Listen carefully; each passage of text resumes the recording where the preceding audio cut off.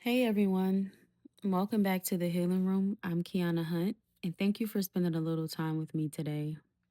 Today's episode is called Keep Moving Before You're Ready. Lately, this lesson has been showing up almost every area of my life. I think a lot of us believe that confidence comes first. We think we need to feel ready before we take the next step. We think we need to know exactly what we're doing before we move forward. But what I've been learning is that confidence doesn't really come before the action, it comes because of the action. Right now, I'm studying for my Series 65 exam. And if I'm being honest, some days it is frustrating. I've never done anything quite like this outside of college. Every day I'm learning new information, new terminology, new concepts. And some days it feels like my brain is being stretched in ways it hasn't been stretched in a long time.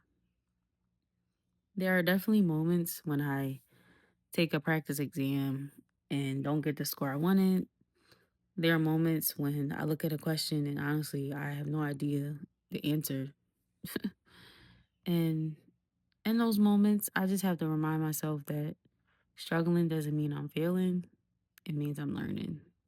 So that's my one example about how to keep moving before you're even like completely ready.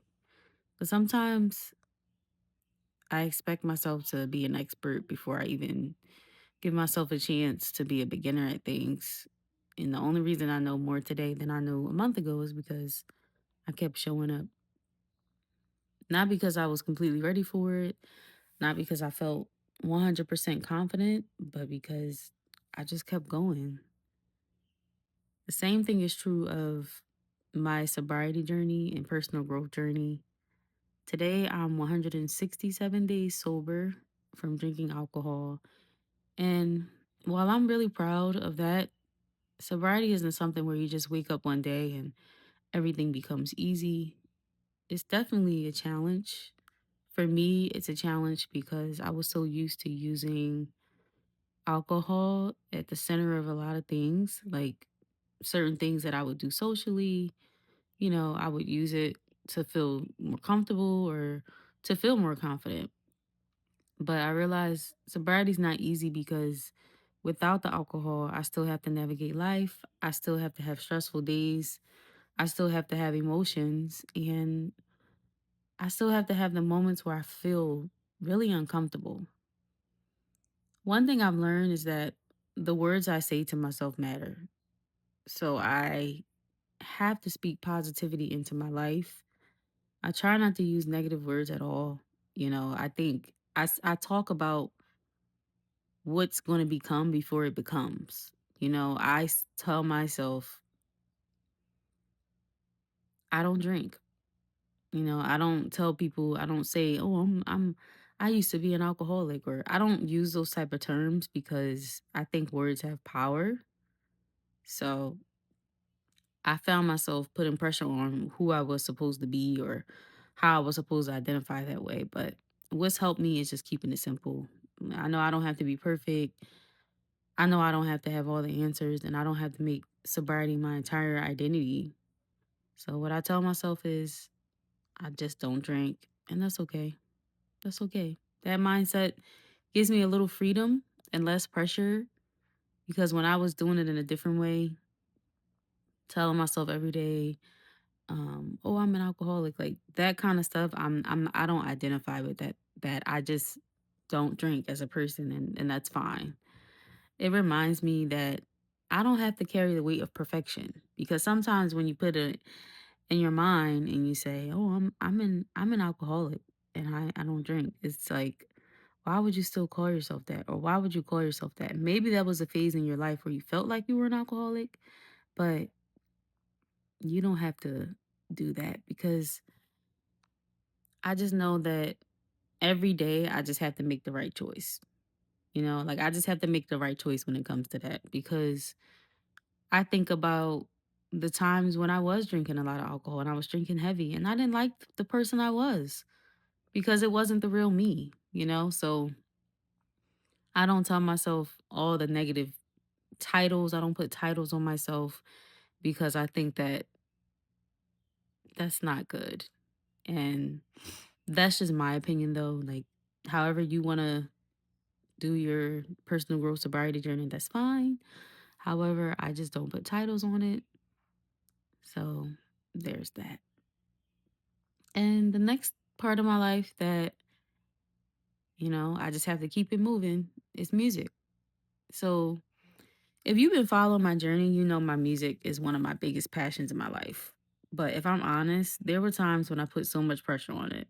I thought I had to find the right audience and my target audience, and I had to grow faster and I had to make everything perfect.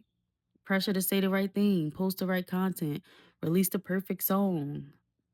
And recently, I've been really trying to shift my perspective. So instead of treating music like a test I have to pass, I started looking at it as art I get to put out there and share with others. And whoever likes it, likes it. I'm sharing my experiences, I'm sharing my stories, I'm sharing pieces of myself with the world. And whoever is meant to find, it will find. That mindset has taken so much pressure off me because the goal isn't perfection, the goal is expression, the goal is honesty, the goal is connection. And finally, I feel free from thinking of it that way as not so much of, oh, I have to sing it like this, or if I do it like this, then I will. No, I'm not. I can't operate that way. My brain is not going to go along with that. My brain is going to continue to share experiences I've had, express, be honest about my feelings, and connect with who it connects with. And that's okay with me. That's okay with me. I was listening to something. I always listen to music podcasts. I'm just a music nerd sometimes. And they were talking about how nowadays I might have the number wrong, but there are a lot of music artists that are on Spotify that are making at least six figures every year just from streaming alone on Spotify. And that motivated me. I'm like, oh, wow, that's awesome. That's great. That's a great thing. But back in the days when you just had the CD era, that was not really the case. It wasn't as many artists making, a living off of streaming. And that's motivational because it makes you feel like I don't have to reach this high standard of like being number one on Billboard. I mean, of course, come on, who wouldn't want to be number one on Billboard as an artist? Come on. You want the whole world to hear your stuff. You want to be the biggest. You want to be the best at what you do. Of course, you want that. But I'm just saying, when you open your mind and you think, I'm going to share my art, and whoever it reaches, and keep going and keep pushing, you never know what's going to come out of that.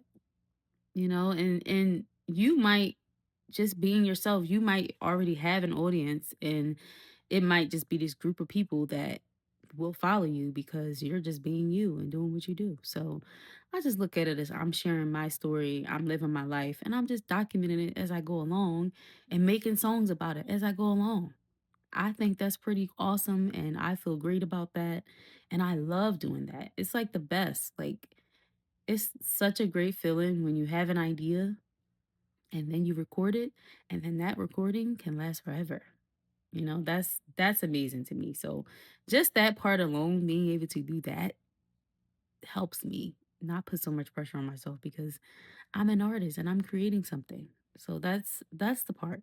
So, and finally, this week I have a big performance coming up. I'm going to be performing at So Far Sounds for the first time, and honestly, this is probably the most curated show I've ever done, now that I'm thinking, because the audience will be focused on the music. They're there to hear new music and new artists. So I'm very excited about this.